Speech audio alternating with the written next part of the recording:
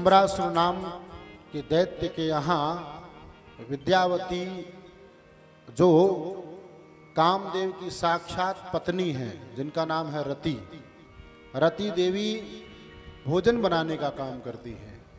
और एक बार भूत भावन भोलेनाथ के यहाँ कामदेव पहुँचे और कामदेव ने कहा कि मैंने सब पर विजय प्राप्त करी है, मैं देवर्षि नारद पर मैंने विजय प्राप्त करी है।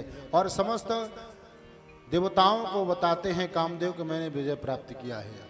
आज भूत भावन भोलेनाथ के सामने जाकर के जब खड़े होते हैं कामदेव, भोलेनाथ ने कहा कि देखो ये अहंकार मन में मत रखो, तुमने विजय प्राप्त किया होगा जिस पर क्रिया होगा, और ये फालतू की बातें हमारे सामने मत करो। कामदेव ने कहा मैं आप पर भी विजय प्राप्त करना चाहता हूँ, आपसे भी युद्ध करना चाहता हूँ। कामदेव की इस बात को सुन करके भोलेनाथ ने अपना तीसरा नेत्र खोला और कामदेव वहीं गोविंदाय नमो नमः हो गए। अब वो कामदेव की पत्नी देवी रति रुदन करने लगी कि भगवान आपने ये क्या किया, छोटे से अपराध के लिए मुझे विधवा बना दिया है, वैधव्य को प्राप्त करा दिया मुझे, और खूब प्रार्थना करी है।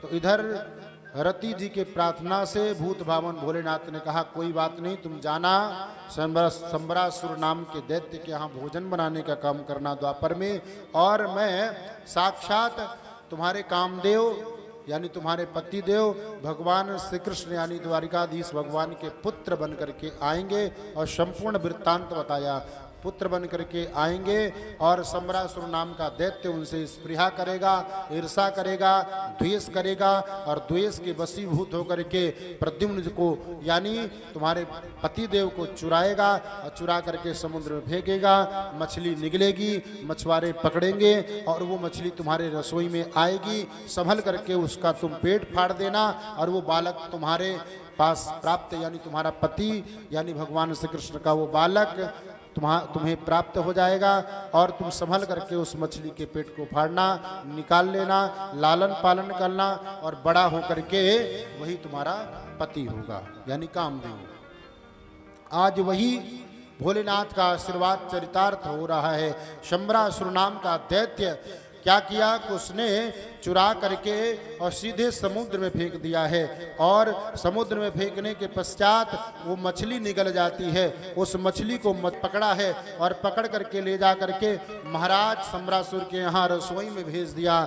वहाँ काम करती प्रद्युम्न यानी कामदेव कि धर्मपत्नी रति काम कर रही है रसोई में भोजन बनाने का, और जैसे वो मछली प्राप्त हुई देवर्षि नारद ने पुनः कान में आकर के वो देवी को बताया है कि जरा संभल करके इस मछली के पेट को फाड़ना, इसी के अंदर तुम्हारे पति देव हैं यानी प्रद्युम्न जी द्वारिकाधीश भगवान श्री कृष्ण के पुत्र हैं, और यही तुम्हारे पति देव हैं।